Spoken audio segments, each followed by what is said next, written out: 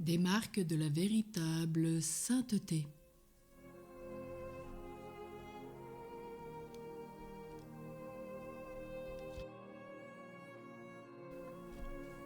Saint Luc au chapitre 11 nous rappelle: Une femme s'écria un jour en présence du Sauveur: Heureux le sein qui vous a porté les mamelles qui vous ont allaité.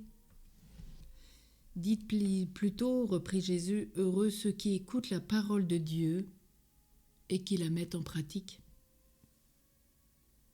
Jésus fait entendre par ces paroles que la dignité de la mère de Dieu n'est pas ce qui distingue le plus Marie, et qu'elle est bien plus distinguée par sa fidélité constante à tous les devoirs de la religion. Ce qui fait son mérite, ce n'est pas la prérogative de sa maternité, qu'elle tient de Dieu et de Dieu seul, mais sa sainteté, qui lui vient, après Dieu, de sa correspondance et de ses œuvres. Ce que Dieu fait pour nous n'est point précisément ce qui mérite ses récompenses, mais ce que nous faisons pour Dieu. Le bon serviteur dont parle l'Évangile ne fait pas consister son mérite à avoir reçu 5 talents, mais à les avoir fait profiter. Vous vous glorifiez avec raison de la qualité d'enfant de Dieu que vous avez reçue au baptême.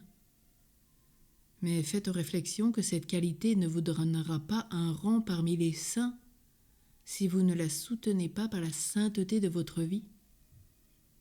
Parmi les saints, il en est qui ont eu des ravissements, des extases. Ce n'est pas en cela que vous devez envier leur sort. Ils ont été fidèles et constamment fidèles à la volonté de Dieu. Voilà ce que vous devez vous efforcer d'imiter. Vous avez embrassé une profession sainte, ce n'est point sa sainteté qui doit vous rassurer, mais votre vigilance et votre exactitude à en remplir les devoirs.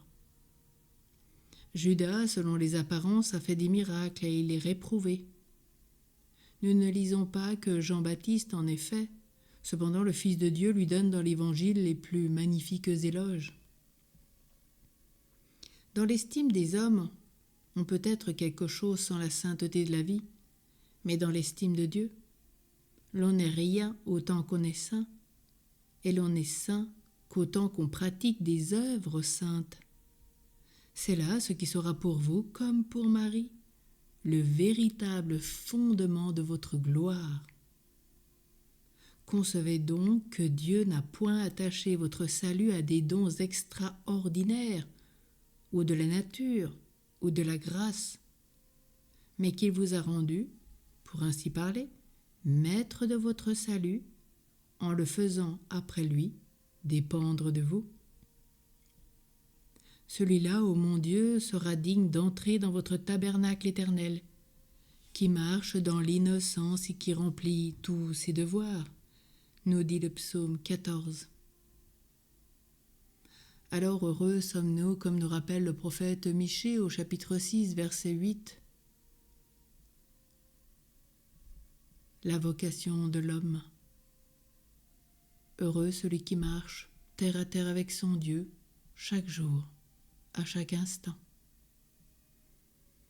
Ainsi se conclut provisoirement notre méditation sur l'imitation de Marie, que nous reprendrons pendant le mois de Rosaire, puisque nous allons entrer dans le mois de Saint Michel Archange.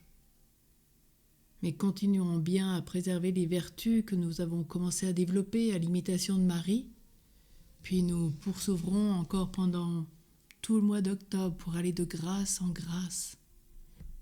Bon chemin et bonne rentrée à l'école de Marie.